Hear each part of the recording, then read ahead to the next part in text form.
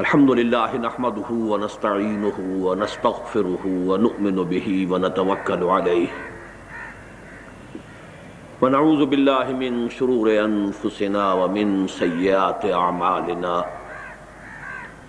من يهده الله فلا مضل له ومن يضلله فلا هادي له ونشهد أن لا إله إلا الله وحده لا شريك له ونشهد أن سيدنا ومولانا محمدا عبده ورسوله أرسله بالهدى ودين الحق ليظهره على الدين كله وكفى بالله شهيدا فصلى الله عليه وعلى آله وأصحابه وسلم تسليما كثيرا كثيرا اما بعد فقد قال الله تبارك وتعالى كما ورد في سورة المائدة اعوذ بالله من الشيطان الرجيم بسم الله الرحمن الرحيم يا ايها الذين آمنوا عليكم انفسكم لا يضركم من ضل اذا اهتديتم الى الله مرجعكم جميعا فَيُنَبِّئُكُم بِمَا كُنتُمْ تَعْمَلُونَ صدق اللہ العظیم رب اشرح لي صدری ویسر لي امری واحلل عقدۃ من لسانی یفقہوا قولی اللہم ربنا الہمنا رشدنا واعذنا من شرور انفسنا اللہم ارنا الحق حقا وارزقنا اتباعه وارنا الباطل باطلا وارزقنا اجتنابه اللہم وفقنا لما تحب وترضى وتقبل منا فإنك خیر المتقبلین آمین یا رب العالمین۔ محترم رفقاء تنظیم اسلامی و معاونین تحریک خلافت اور معزز حاضرین اور محترم خواتین، السلام علیکم ورحمۃ اللہ وبرکاتہ۔ اللہ کا لاکھ لاکھ شکر ہے کہ جو بھی موانع پیش آئے اور جو بھی مشکلات سامنے آئیں ان سب کے علی الرغم اس کے فضل و کرم سے ہم اپنے اس پروگرام کی تکمیل کر سکے۔ ہر شے من جانب اللہ ہے اور کوئی شے اللہ تعالیٰ کی طرف سے آنے والی خیر سے خالی نہیں ہوتی۔ بیدک الخیر انک علی کل شیء قدیر۔ ہمارا رد عمل مختلف ہو جاتا ہے ہماری شارٹ سائٹڈنس کی وجہ سے۔ عسیٰ ان تحبوا شیئا وہو شر لکم وعسیٰ ان تکرہوا شیئا وہو خیر لکم اللہ یعلم وانتم لا تعلمون۔ اب آج میں نے اگرچہ صرف ایک آیت اس وقت تلاوت کی ہے لیکن میرے پیش نظر دو آیات کے 4 مجموعے ہیں جو آپ کے سامنے ہدیتاً پیش کرنے ہیں، اور وہ اس لیے کہ حضور کا یہ فرمان سب کے علم میں ہے، ان خیر الحدیث کتاب اللہ ان احسن الحدیث کتاب اللہ، تو کوئی ہدیہ اس سے بہتر ہو نہیں سکتا۔ پہلی آیت جو میں نے پڑھی ہے وہ سورہ مائدہ کی 105ویں آیت ہے، اور بڑی ضرورت میں محسوس کرتا ہوں کہ ہم میں سے ہر شخص کو اس آیت کے مفہوم اور معنی کو اچھی طرح حرز جان بنا لینا چاہیے۔ یا ایھا الذین آمنوا علیکم انفسکم لا یضرکم من ضل اذا اہتدیتم الی اللہ مرجعکم جمیعا فینبئکم بما کنتم تعملون۔ اور اسی کے ساتھ جوڑ لیجئے وہ مضمون جو کئی مرتبہ آیا ہے، لا یکلف اللہ نفسا الا وسعہا۔ یہ پہلا تحفہ ہے آج کے اس اجتماع میں، لیکن ان کی اہمیت کیا ہے اس پر سب غور کیجئے۔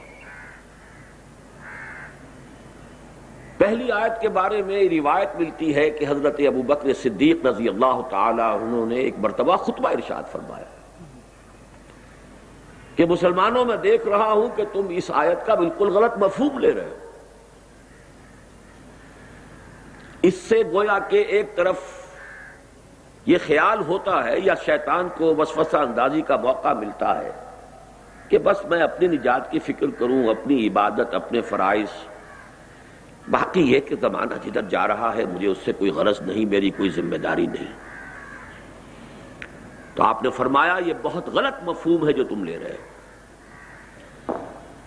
اب میں سوچا کرتا ہوں کہ ابھی تو حضور کے وصال کو چند دن گزرے ہوں گے یا چند مہینے گزرے ہوں گے، اور اس وقت حضرت ابو بکر کو ضرورت پیش آ گئی کہ یہ وضاحت فرمائے. تو یقیناً کوئی بہت بڑی بات ہے، کوئی بہت اہم بات ہے، اور شیطان کی طرف سے وسوسہ اندازی کا کوئی بہت بڑا رکھنا ہے کہ جس کا سد باب کیا ہے حضرت ابو بکر صدیق نے رضی اللہ تعالی عنہ. اس آیت کا اصل مفہوم کیا ہے؟ انسان پر اصل ذمہ داری صرف اپنی ذات کی ہے. کسی دوسرے انسان کو ہدایت پر لے آنے کا اسے اختیار نہیں ہے. کسی انسان کو ہدایت پر لے آنا ان کا اختیار نہیں، کجا یہ کہ انقلاب برپا کر دینا، دین قائم کر دینا. انک لا تہدی من احببت ولکن اللہ یہدی من یشاء. نبی سے کہہ دیا گیا صلی اللہ علیہ وسلم آپ ہدایت نہیں دے سکتے جسے چاہیں، تو اللہ ہدایت دیتا ہے جس کو چاہتا ہے. تو اپنی ذمہ داری جو ہے وہ اپنی اصل ذمہ داری سے بڑھ کر نہ محسوس کریں. یہ کیوں نہیں ہو رہا، وہ کیوں نہیں مان رہا، لوگ کیوں نہیں سن رہے، اثر کیوں نہیں ہو رہا، نتیجہ کیوں نہیں نکل رہا. یہ تمام وسوسے در حقیقت اس آیت پر صحیح غور و فکر نہ کرنے کی وجہ سے پیدا ہوتے ہیں. البتہ جو مغالطہ ہے وہ کیا ہے کہ آدمی اپنی اجتماعی ذمہ داریوں سے اپنے آپ کو بری کر لے.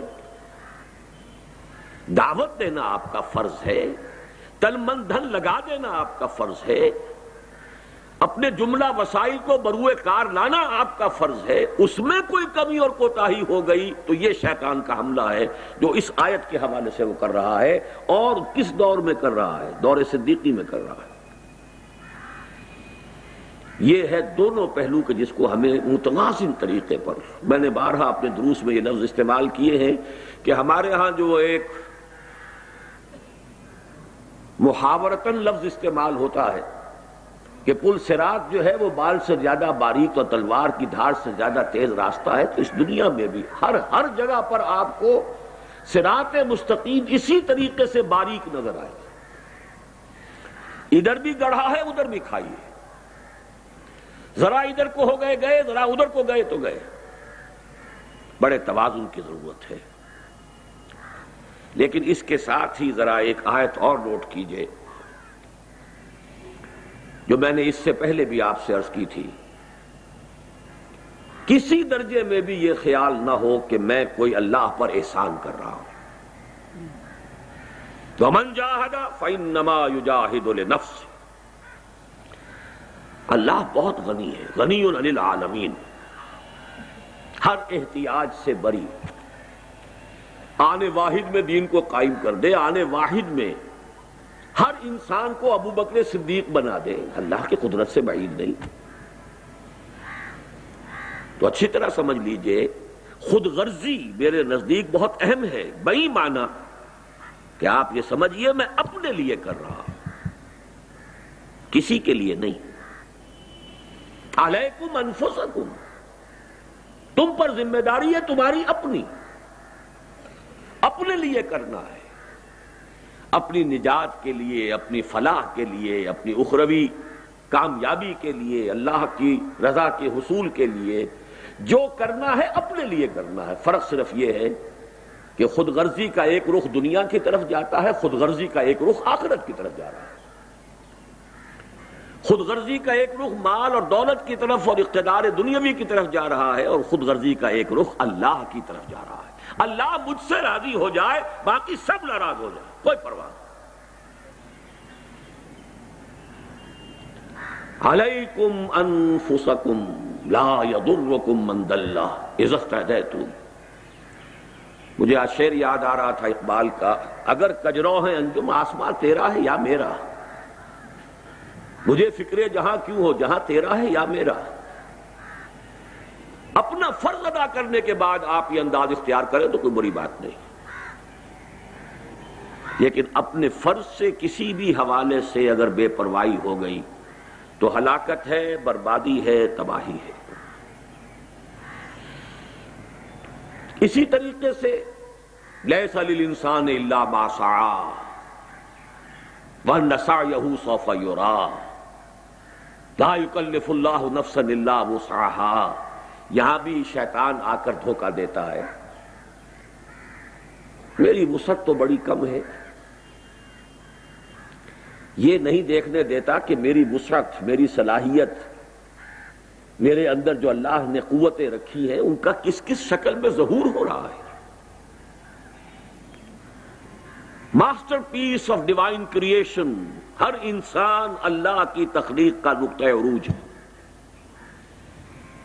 کیا کیا کچھ اس میں اللہ نے رکھا ہوا ہے، اس کا واقعہ یہ کہ اندازہ نہیں ہے۔ من عرف نفسہ فقد عرف ربہ، ہم اسے ایکسپلائٹ نہیں کرتے، غیر شعوری طور پر استعمال کرتے دنیا کے لیے، اور دھوکہ اپنے آپ کو دیتے ہیں کہ میرے اندر تو استعداد نہیں ہے، میرے اندر تو صلاحیت نہیں ہے۔ واقعہ جیسا کہ میں نے آج صبح بھی عرض کیا تھا، اگر اللہ نے 100 درجے کی صلاحیت رکھتی ہے اور آپ نے 80 درجے استعمال کیے، آپ مجرم ہو جائیں۔ اپنے آپ کو کبھی اس کے حوالے سے دھوکہ نہ دیجیے، میکسیمم کرنے کی کوشش کیجیے، آپ اپنے اس حد سے آگے نہیں بڑھ سکیں گے۔ کلکم میسر لما خلق، وہ اپنی جگہ ہے، لیکن اپنی سعی میں، اپنی کوشش میں، اپنی انڈیور میں، اپنی جد و جہد میں، اپنے انفاق مال میں، اپنے بذل نفس میں اگر اس حوالے سے کوئی کمی ہو گئی تو یہ بھی اس آیت کا غلط مفہوم ہوگا، اور گویا کہ قرآن مجید جو خود کہتا ہے اپنے بارے میں یضل بہ یضل من یشاء، اللہ جس کو چاہتا ہے اس قرآن کے ذریعے سے گمراہ بھی کر دیتا ہے، یضل بہ کثیرا ویہدی بہ کثیرا وما یضل بہ الا الفاسقین۔ اپنی نیت کے حوالے سے تو پہلا تحفہ یا ایھا الذین آمنوا علیکم انفسکم، پوری خود غرضی،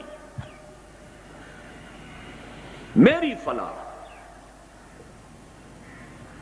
2 جگہ قرآن مجید میں فرمایا گیا ہے کہ قیامت کے دن تم چاہو گے ہمارے باپوں کو بھی جھونکو جہنم میں، اور ماؤں کو بھی جھونکو، اور بیویوں کو بھی، اور اولاد کو بھی، کسی طرح مجھے بچاؤ۔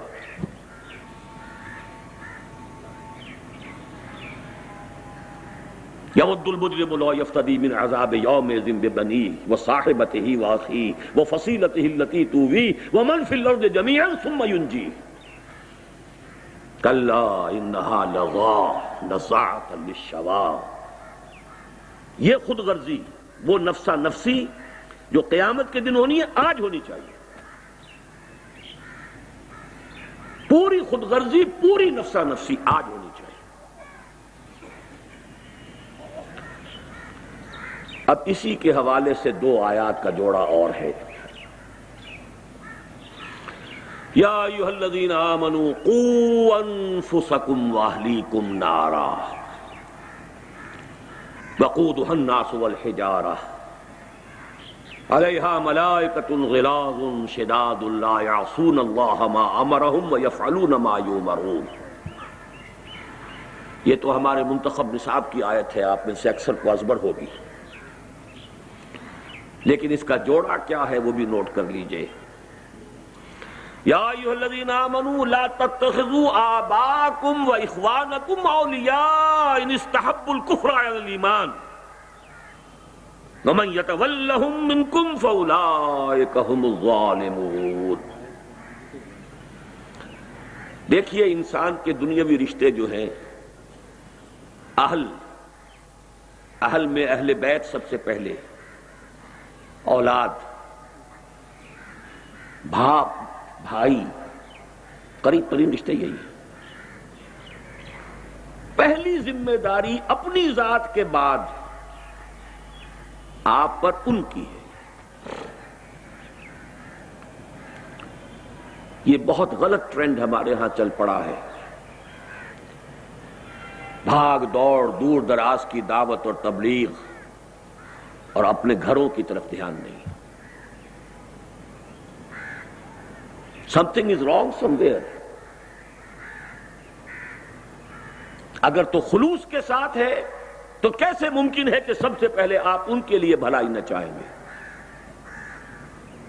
دو اور دو چار کی طرح کی بات ہے. ان سے زیادہ پیارا کون ہوگا؟ اگر ان کی فکر نہیں ہے تو جان لیجئے آپ اپنی شخصیت کے پروجیکشن کے لیے، آپ اپنے نام کو نمایاں کرنے کے لیے، آپ کسی ہوس اقتدار کے اندر مبتلا ہو کر رہے ہیں جو کچھ کر رہے ہیں.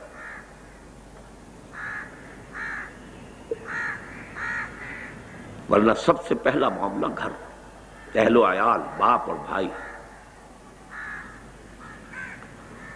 قوا انفسکم واہلیکم نارا.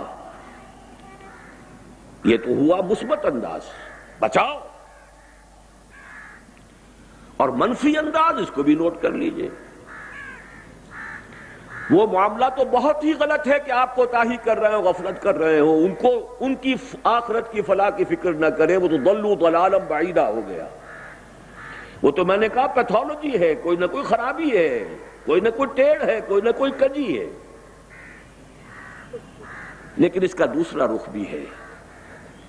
اگر آپ کی تمام تر کوشش کے باوجود وہ سیدھے راستے پر نہیں آ رہے تو ان سے کٹ جانا فرض ہے. اپنے باپوں اور بھائیوں کو بھی اپنا ولی نہ بناؤ. اگر یہ صورت پیدا نہیں ہو رہی پھر کوئی خرابی ہے. کٹ جانے کا مطلب یہ نہیں کہ لٹ مار کے علیحدہ ہو جائیں. کٹ جانے کا مطلب یہ نہیں کہ گالم گلوچ پر اتر آئے. نہیں، معلوم انہیں ہو جائے کہ یہ اس کے دل میں ہماری محبت نہیں ہے. پولرائزیشن اگر نہیں ہو رہی ہے تو کوئی نہ کوئی خرابی ہے. منطقی نتیجہ ہے. ان کے غلط طور اطوار بھی ہوں، ان کے غلط چال چلن بھی ہوں، ان کی زندگی کے غلط رخ بھی ہوں، اور آپ کی محبتیں بھی جو کہ تو قائم ہوں اور آپ کی شفقتیں بھی جو کہ تو قائم ہوں. تو یا تو آپ میں اللہ کے لیے حمیت اور غیرت نہیں ہے، یا ان کی محبت آپ کے دلوں میں اللہ کی محبت سے زیادہ ہو گئی ہے. تیسری کوئی شکل موجود نہیں. غیرت کا تقاضا ہے. میں خاص طور پر تنظیم کے نمایاں ساتھیوں سے بھی کہہ رہا ہوں، اس سال کا میرا اصل پیغام یہ سمجھیے، اپنے گھروں پر نگاہ ڈالیے، اپنی بیویوں کو دیکھیے. یا تو وہ آپ کو بے وقوف اور پاگل اور احمق سمجھتی ہیں، یا پھر وہ صورت ہے کہ آپ کو دفن ہو جانا پسند کرنا چاہیے بنسبت زندہ رہ کر زمین کی پیٹھ پر چلنے کے. کیا وجہ ہے؟ کیوں وہ رخ دوسرا ہے؟ قوا انفسکم واہلیکم نارا. اس میں کوئی کوتاہی. کہہ رہے ہیں پھر جو کچھ کر رہے ہیں وہ اس کو بھی چلتا جا رہا ہے. سٹیٹس کوو ہے. یہی بات تو کہی حضور نے کہ بنی اسرائیل میں سب سے پہلی خرابی یہی آئی ان کے علماء کے اندر، کہ وہ لوگوں کو غلط کاموں سے روکتے تو تھے لیکن ان کے ساتھ عقل و شرب جاری بھی رکھتے تھے. اسی طرح کی ان کی سوشل محافل ہیں، اسی طرح کے ان کے تعلقات ہیں، اسی طرح کی ان کی دعوتوں میں، ان کی تقریبات میں شرکت ہو رہی ہے. نتیجہ کیا ہوگا کہ رفتہ رفتہ آپ کے اپنے دل کے اوپر زنگ آ جائے گا. اس حدیث کے الفاظ غالباً میرا ذہن یہ ہے کہ اس کے بعد دعا مانگو گے اور تمہاری دعا قبول نہیں ہوگی. یہ بے غیرتی اور بے حمیتی نہیں ہونی چاہیے. تو میں ایک لفظ پولرائزیشن کے حوالے سے بات کرنا چاہتا ہوں. یہ بھی نہیں کہ ایک دن میں فیصلہ کر دیا جائے، یہ بھی نہیں کہ بغیر اتمام حجت کے کوئی انقطاع اختیار کر لیا جائے، لیکن محسوس ہو جانا چاہیے، محسوس ہو جانا چاہیے. آگ میں اگر حرارت ہے تو محسوس ہو جائے گی، برف میں اگر ٹھنڈک ہے تو محسوس ہو جائے گی. اور اگر آگ کی حرارت محسوس نہ ہو اور برف کی ٹھنڈک محسوس نہ ہو تو وہ آگ کی صورت ہے، آگ نہیں. برف کی شکل ہے، برف نہیں. یا ایھا الذین آمنوا لا، اب یہاں پر ذرا سا جو مغالطہ شیطان دیتا ہے، صاحب کفر تو نہیں ہے، کفر کس بلا کو کہتے ہیں؟ وَمَن لَّمْ يَحْكُم بِمَا أَنزَلَ اللَّهُ فَأُولَٰئِكَ هُمُ الْكَافِرُونَ، ہے کہ نہیں؟ ٹھیک ہے کہ مسلمان کی حیثیت سے مسلمان کا حق ادا کیجئے، وہ تو مشرک اور کافر والدوں کے والدین کے بارے میں بھی کہا گیا، وَإِن جَاهَدَاكَ لِتُشْرِكَ بِي مَا لَيْسَ لَكَ بِهِ عِلْمٌ فَلَا تُطِعْهُمَا وَصَاحِبْهُمَا فِي الدُّنْيَا مَعْرُوفًا، وہ علیحدہ بات ہے بھی، لیکن اس کو اچھی طریقے سے سمجھ لیجئے کہ جو کفر کا ساتھی ہے وہ اللہ کا دشمن ہے، جو کفر کی نوکری کر رہا ہے وہ اللہ کا دشمن ہے، جو کفر کی چاکری کر رہا ہے وہ اللہ کا دشمن ہے۔ اگر نظام کفر کی چاکری اور نوکری اور اس کی خدمت اسی احساس کے ساتھ ہو رہی ہو کہ جیسے ایک مزدر کے لیے خنزیر کھانا جائز ہے، تب تو صحیح ہے، اور اگر اس کو حلالا طیبا ہنیئا مریئا، اپنی ساری توانائیاں بیچ دیں، اپنی ساری جوانی گلا دی، پوری زندگی، وہ 5 سوال جن کے بارے میں فرمایا گیا، لن تزول قدم ابن آدم حتی یسأل عن 5 عن عمرہ فیما افناہ وعن شبابہ فیما ابلاہ، جوانی گلا دی چاکری میں۔ میں ایک واقعہ آپ کو سنا دیتا ہوں، میرے بزرگ بھی تھے، اگرچہ مجھ سے انہوں نے بیعت کی تھی، بلکہ سب سے پہلے وہی شخص تھے جنہوں نے ہاتھ کھینچ کر زبردستی مجھ سے بیعت کی تھی، حاجی عبدالواحد صاحب مرحوم مغفور۔ ایک خاص زمانہ تھا، 1930 میں انہوں نے ایم اے انگلش کیا تھا۔ اس زمانے میں تحریک خلافت بھی ابھی ختم ہوئی تھی، ہجرت کی تحریک تھی، وہ جوش و خروش تھا، ان کے اندر بھی جذبہ پیدا ہوا کہ دین کی کوئی خدمت کرے۔ پہلے وہ حج کے لیے گئے اور وہاں جا کر انہوں نے اپنے قیام کو 1 سال کے لیے طول دے دیا۔ مولانا عبید اللہ سندھی رحمت اللہ علیہ وہ وہاں پر مقیم تھے، ان کی صحبت سے فیض یاب ہونے کے لیے 1 سال گئے، اگلے سال کا حج کر کے واپس آئے۔ انہوں نے مجھے واقعہ سنایا، مولانا عبید اللہ سندھی انقلابی مزاج کے آدمی، آگ بھری ہوئی ان میں۔ اب وہ کہہ رہے تھے کہ چھوڑو اس نوکری کو، اس چاکری کو جو تم کر رہے ہو۔ کوئٹے کا ایک بہت اعلیٰ درجے کا ہائی اسکول تھا جس کے کہ وہ ہیڈ ماسٹر تھے، اور ڈائریکٹری وغیرہ کے لیے پروموشن ہونے والی تھی۔ انہوں نے کہا کہ حضرت یہ تو بات صحیح ہے، یہ بھی ہے، وہ بھی ہے، لیکن دیکھیے جمعرات کی روٹیاں تو ہم سے نہیں کھائی جاتی، یعنی آخر معاش کے لیے کچھ کریں گے، یہ تو نہیں ہم کر سکتے۔ تو پہلا رد عمل تو ان کا یہ تھا، ہاں ہاں ہاں بھائی واقعی آپ کی بات صحیح ہے، بہت صحیح کہہ رہے ہیں آپ، جمعرات کی روٹیاں کھا کر کیسے آدمی کام کرے۔ اور پھر کہتے تھے وہ کہ ایسا جلال آیا ہے ان کے چہرے کے اوپر، تمہیں شرم نہیں آتی؟ انگریز کی حکومت کی چاکری کر کے کھانا یہ تمہیں بڑا حلال و طیب نظر آتا ہے، اور مسلمان اپنا پیٹ کاٹ کر تمہیں روٹی دے تو وہ تمہیں حرام نظر آتا ہے؟ تقابل تو کرو، انگریزی پڑھا رہے ہیں، تنخواہ لے رہے ہیں، انگریزوں کے لیے کلرک پیدا کر رہے ہیں، ان کی گاڑی کے اندر گھوڑوں کی طرح جت کر اور اس سے تنخواہیں لینا باعزت روزی ہے۔ اور اگر مسلمان اپنا پیٹ کاٹ کر تمہاری کوئی خدمت کریں تو وہ بڑی تمہاری عزت نفس کے لیے بڑا چیلنج ہے، بڑی فرق تو صرف سوچ کا ہے، حقیقت منکشف نہ ہو تو بات اور ہے، ورنہ کتنی سامنے کی بات ہے۔ یا ایھا الذین آمنوا قوا انفسکم واہلیکم نارا وقودھا الناس والحجارہ یا ایھا الذین آمنوا لا تتخذوا آباءکم واخوانکم اولیاء ان استحبوا الکفر علی الایمان۔ کفر کو کفر اصطلاحی نہ سمجھیے، نظام کفر کے ساتھ ہم آہنگی کفر ہے، باغیوں کے ساتھ روابط اور مراسم بغاوت ہے، یہ سب اللہ کے خلاف بغاوت ہے دنیا میں۔ آپ اس کی چاکری کر رہے ہیں، اس کی نوکری کر رہے ہیں، آسائشوں کے لیے، آرام کے لیے، عیش کے لیے۔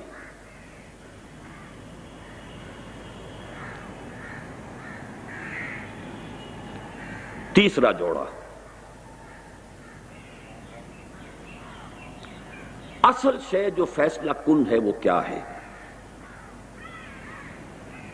انسان کو اگر اللہ نے ہدایت دی ہے تو اس ہدایت کو مضبوطی سے تھامو۔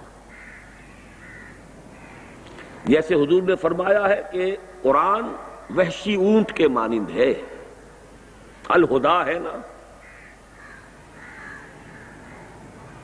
اسے باندھ کر رکھنا پڑتا ہے۔ اسی طرح ہدایت ایسا نہیں ہے کہ بس جیب میں آ گئی تو آ گئی، محفوظ ہے۔ جہاں پونجی ہوتی ہے وہیں چوری کا اور ڈاکے کا خوف بھی ہوتا ہے۔ کوئی پونجی نہ ہو، کوئی دولت نہ ہو تو کہاں کی چوری اور کیسا ڈاکہ؟ راہ کھٹکانا چوری کا دعا دیتا ہوں رہزن کو۔ اگر وہ ہدایت کی پونجی ہے تو ہر آن خطرہ محسوس کیجئے، ہر چہار طرف سے اس کے اوپر حملہ ہوگا۔ نہیں ہو رہا ہے تو ہدایت نہیں ہے۔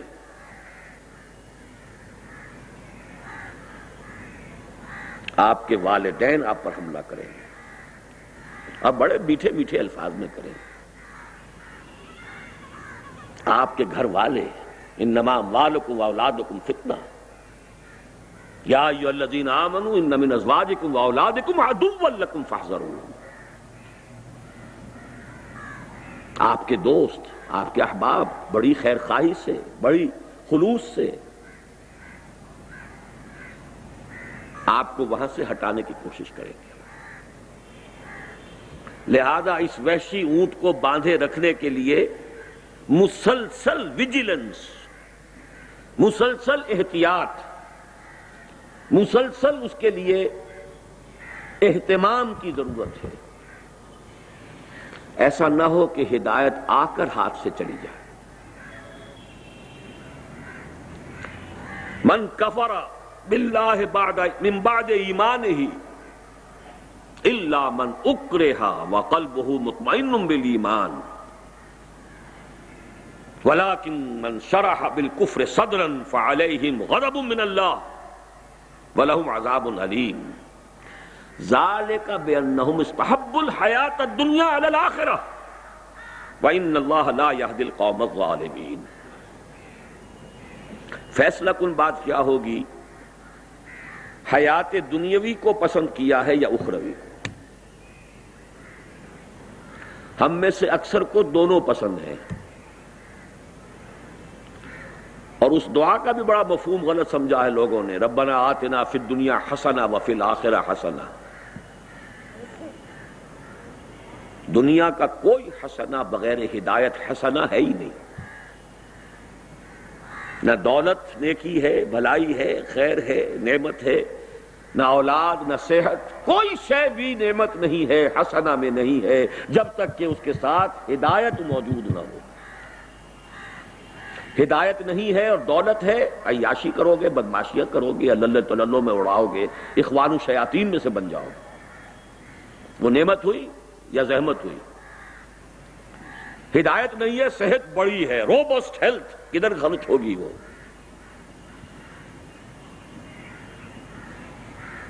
کوئی شے نعمت نہیں۔ ربنا آتنا فی الدنیا حسنہ، ہاں اللہ ہدایت کے ساتھ جو بھی حسنات ہیں ہمیں عطا فرما، لیکن بغیر ہدایت کوئی شے حسنہ نہیں ہے۔ اصل فیصلہ کن بات یہ ہے کہ آخرت کے طالب ہو یا دنیا کی، اگر اس میں فیصلہ نہیں کیا ہوا ہے، واضح فیصلہ، شعوری فیصلہ، تو قدم قدم پر واپسی کا، پسپائی کا، ارتداد کا اندیشہ ہے۔ ارتداد معنوی، ارتداد کسے کہتے؟ لوٹ جانا، پسپائی اختیار کرنا۔ ایک قانونی ارتداد ہے کہ اسلام سے کفر کی طرف چلا جائے، اور ایک یہ معنوی اور باطنی ارتداد ہے کہ ہدایت سے، راستے سے پیچھے ہٹنا شروع کر دے۔ ذالک بانہم آمنوا ثم کفروا ثم آمنوا ثم کفروا ثم ازدادوا کفرا. اور یہی بات آئی ہے فاما من طغى وآثر الحیات الدنیا فإن الجحیم ہی المأوی. جو سرکشی کی روش اختیار کرے گا اور حیات دنیاوی کو ترجیح دے گا. بس فیصلہ کن بات یہ ہے ترجیح کس کی ہے. آپ کی ویلیوز معین ہو جانی چاہیے. دنیا بری نہیں ہے لیکن آخرت کی کاسٹ پر نہیں. آخرت کے ساتھ سوکھی روٹی مل جائے بہت بڑی نعمت. اچھا کھانے کو دے دے اللہ. قل من حرم زینۃ اللہ التی اخرج لعبادہ والطیبات من الرزق. کوئی بری بات نہیں، رہبانیت نہیں ہے اسلام میں، لیکن اپنے فرائض کو ادا کر اپنی ذمہ داریوں سے عہدہ برا ہونے کے بعد اب اگر کر سکتے ہو کرو. یہاں مجھے وہ حدیث یاد آ رہی ہے کہ حضور نے فرمایا وہ جو 7 انسان ہیں کہ جن پر اللہ تعالی خاص جن پر سایہ فرمائے گا، عرش کے سائے میں جگہ دے گا. وَرَجُلٌ قَلْبُهُ مُعَلَّقٌ بِالْمَسَاجِدِ. وہ انسان کے جس کا دل اٹکا رہتا ہے مسجد ہی میں. آتا ہے دھندے کے لیے، کاروبار کے لیے، لیکن معلوم ہوتا ہے کہ میں یہاں کی شے نہیں ہوں، مجبوری ہے. اور اس کو بھی سمجھ لیجئے کہ یہ کس دور کی بات ہے جبکہ اللہ کا دین قائم ہو چکا ہو. اب نیکی کا سب سے بڑا مظہر مسجد کے ساتھ معلق ہو جانا ہے. اگر اللہ کا دین قائم نہیں ہے تو اب ایمان کا سب سے بڑا مظہر اس جد و جہد، اس جہاد کے ساتھ معلق ہو جانا ہے. جو وقت اور جو لمحہ بھی اس کے سوا صرف ہو رہا ہے وہ گویا مجبوراً ہو. بالمکرہ بالاکراہ. کیا کریں، مجبوری. اس سے زائد اگر allocation of time, allocation of energies, اگر اس میں یہ نسبت و تناسب الٹی ہو گئی تو فلاح اور فوز ہاتھ سے پھسل جائیں گے. یہ ہدایت ہر وقت گویا کہ پھسلنے والی شے ہے، اس کو تھام کر رکھنا آسان کام نہیں. چوتھا اور آخری جوڑا، اور اس کے ساتھ میری زندگی کا ایک اہم واقعہ وابستہ ہے. 1951 کی بات ہے. اسلامی جمعیت طلبہ کا سالانہ اجتماع تھا. میں لاہور کا ناظم منتخب کیا گیا تھا اسی سال. سالانہ اجتماع کے موقع پر خرم جاہ مراد صاحب جو اب جماعت اسلامی کے نمایاں لوگوں میں سے ہیں، نائب وزراء میں سے ہیں، وہ ہمارے ساتھی تھے جمعیت میں. میں نے تو کبھی یہ ذوق و شوق پالا نہیں، یہ آٹوگراف بک کبھی میرے پاس رہی نہیں. بہرحال انہوں نے اپنی آٹوگراف بک میرے سامنے رکھی، اس پہ کچھ لکھ دیجئے. 1951 کی بات ہے، آج سے 45 برس کی. اللہ کا شکر ادا کرتے ہوئے کہتا ہوں جو میں نے لکھا تھا وہ میرے لوح قلب پر آج تک لکھا ہوا ہے. اور بہت طویل عرصے تک بعد میں بھی وہ ذکر کرتے رہے اور نہ معلوم کتنے لوگوں کو انہوں نے میرا وہ آٹوگراف دکھایا. میں نے اس وقت لکھا تھا کہ کبھی کبھی میرا دل ان لوگوں کے تصور سے کانپ اٹھتا ہے جو کبھی تحریک اسلامی کے اولین صفوں میں تھے اور پھر اسی نسبت سے اس سے دور چلے گئے.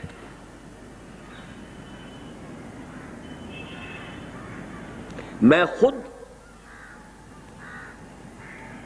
الحمدللہ الذی ہدانا لہذا وما کنا لنہتدی لولا ان ہدانا اللہ کے بعد اب اس دعا کا سہارا لیتا ہوں کہ ربنا لا تزغ قلوبنا بعد اذ ہدیتنا وہب لنا من لدنک رحمہ. اور اسی کا مشورہ میں اپنے بہترین دوستوں کو دیتا ہوں. یہ 1951 کی میری تحریر ہے، آج سے 45 برس قبل. نومبر 1951 تھا جس میں کہ وہ جمعیت طلبہ کا جلسہ تھا. بس یہی میرا آج کا آخری جوڑا ہے آپ کے لیے ہرگز نہ سمجھیے گا کہ یہ کوئی ہماری یافت ہے، ہم نے خود تلاش کیا ہے، ہم نے خود پایا ہے۔ میں تو اعلیٰ وجہ البصیرت جانتا ہوں، اللہ نے نہ معلوم کہاں کہاں سے موڑ کر مجھے اس رخ پر ڈالا،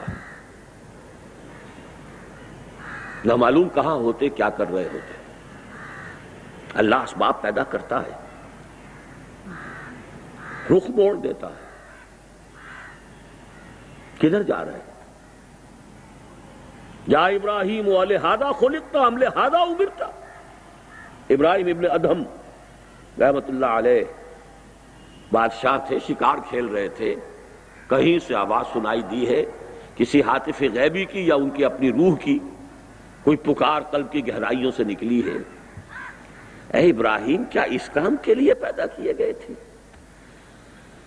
کیا اس کا تمہیں حکم ہوا تھا؟ یا ابراہیم لہذا خلقت ام لہذا امرت۔ تو اللہ تعالیٰ نے جس کو بھی ہدایت دی ہے جان لے اس کا فضل ہے، اس کا کرم ہے، اس نے چن لیا ہے، فخر کیجئے، هو اجتباکم، اس کی نگاہ کرم نے چنا ہے آپ کو، اس کا فضل خداوندی آپ کے ساتھ شامل حال ہوا۔ ان فضلہ کان علیک کبیرا،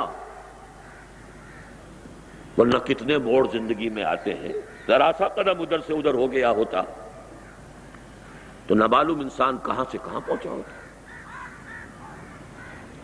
الحمدللہ الذی ہدانا لہذا، کل شکر کل حمد کل ثنا اس اللہ کے لیے ہے جس نے ہمیں ہدایت عطا فرمائی۔ وما كنا لنهتدي لولا ان هدانا اللہ۔ قرآن مجید میں یہ الفاظ آئے ہیں اہل جنت کے ترانہ حمد کے طور پر کہ جب وہ جنت میں داخل ہوں گے تو شکر ادا کریں گے، کیونکہ ہدایت جو ہے اس کے بہت سے مراحل ہیں، ہدایت ابتدائی بھی ہے، ہدایت تکمیلی بھی ہے، ہدایت راستے کا دکھا دینا بھی ہے، ہدایت راستے کا سمجھا دینا بھی ہے، اور ہدایت منزل تک پہنچا دینا بھی ہے۔ اس وقت وہ ترانہ حمد ہوگا، اس اللہ کا شکر ہے جس نے ہمیں یہاں پہنچایا، ہم ہرگز نہ پہنچ پاتے اگر اللہ نہ پہنچاتا۔ کوئی عجب نہ ہو، کوئی فخر نہ ہو، کوئی اپنی کسی اللہ نے صلاحیت اگر دی ہے تو اس کے اوپر کوئی تکبر نہ ہو، جو کچھ ہے اللہ کی طرف سے ہے، اس کا فضل ہے، اس کا کرم ہے، اس نے پہنچایا ہے۔ اور اس کے بعد بھی ربنا لا تزغ قلوبنا بعد اذ ہدیتنا۔ پچھلے دنوں میں نے خطبات جمعہ کے اندر آپ کو یاد ہوگا بلعام بن باعورہ کے موضوع پر کئی خطبے دیے تھے، اور پاکستان کے حالات کو پھر اسی سے مستنبط کیا تھا۔ الذی آتیناہ آیاتنا، ایک ایسا شخص جسے ہم نے اپنی آیات عطا کر دی تھی۔ وَلَوْ شِئْنَا لَرَفَعْنَاهُ بِهَا وَلَكِنَّهُ أَخْلَدَ إِلَى الْأَرْضِ، ہم چاہتے تو اسے اور ترفع عطا کرتے، اور بلندی عطا کرتے، اور آگے کے مراحل کی طرف رہنمائی ہوتی، لیکن وہ بدبخت زمین کی طرف دھنستا چلا گیا۔ زمینی خواہش، اور جہاں تک روایات کا تعلق ہے ایک لغزش، ڈرتے رہنا چاہیے، کانپتے رہنا چاہیے۔ حدیث موجود ہے کہ ایسے بھی ہوتے ہیں لوگ نیکی سے، زہد سے، تقوی سے، عبادت گزاری سے یہاں تک پہنچ جاتے ہیں کہ ان کے اور جنت کے درمیان بس بارش بھر کا فاصلہ رہ جاتا ہے، اور اس کے بعد تباہی آتی ہے اور جہنم میں پہنچ جاتا ہے۔ اسی کا عکس یہ ہے کہ کسی بھی انسان سے یہ نہ سمجھیے کہ آپ برتر ہیں، بہتر ہیں، کیا پتا اس کا انجام کیا ہو اور آپ کا انجام کیا ہو۔ اللہ اس کو ہدایت دے، کہیں سے کہیں پہنچا دے۔ اسی حدیث کے الفاظ ہیں کہ ایک شخص اپنے کفر میں اور معصیت میں بڑھتا رہتا ہے، بڑھتا رہتا ہے، بڑھتا رہتا ہے، یہاں تک کہ اس کے اور جہنم کے درمیان ایک بارش کا فاصلہ رہتا ہے، اور پھر زندگی میں انقلاب آ جاتا ہے۔ تو اس انقلاب معکوس سے اللہ ہمیں بچائے، اور اس کا طریقہ یہی ہے کہ ہرگز نہ سمجھا جائے کہ کوئی ہمارا کمال ہے، کوئی ہماری صفات ہیں، کوئی ہماری خوبیاں ہیں۔ جو کچھ ہے اللہ کی دین ہے، عطا ہے، اس پر شکر ادا کیجئے، اس کو مضبوطی سے تھام کر رکھنے کی کوشش کیجئے، آخرت کو دنیا پر ترجیح دیجئے، اپنے بس میں جو کچھ ہے کر گزریے، لیکن اس سے زائد اپنی ذمہ داری مت سمجھیے۔ ہوتا ہے ہو، نہ ہوتا ہو نہ، ہم مکلف نہیں، لیکن اس پر مکلف ہے کہ اپنا تن من دھن لگا دیں۔ بس اس کے بعد میں اللہ تعالیٰ کا شکر ادا کرتے ہوئے اور آپ سب لوگوں کا شکریہ ادا کرتے ہوئے، مجھے خوب اندازہ ہے جو مجھ پر بیتی ہے وہ میں جانتا ہوں، لیکن یہ کہ مجھے احساس ہے جو آپ لوگوں پر بیتی ہے، لیکن یہ کہ بہرحال اللہ اس بے آرامی کو، اس مشقت کو قبول فرمائے، میرے اور آپ کے لیے باعث رحمت فرمائے۔ ہمارے جو ساتھی بیمار ہیں اللہ تعالیٰ انہیں شفا عطا فرمائے، جو ہمارے ساتھی حال ہی میں انتقال کر گئے ہوں یا پہلے انتقال کر گئے ہوں اللہ سب کی مغفرت فرمائے، زندوں کی بھی مغفرت فرمائے اور فوت شدگان کی بھی مغفرت فرمائے، اور مردوں کی بھی مغفرت فرمائے اور خواتین کی بھی مغفرت فرمائے، اور اللہ تعالی ہمیں اس ہدایت جو اس نے ہمیں دی ہے اس پر استقامت کاملہ عطا فرمائے۔ اقول قولی ھذا واستغفر اللہ لی ولکم ولسائر المسلمین والمسلمات۔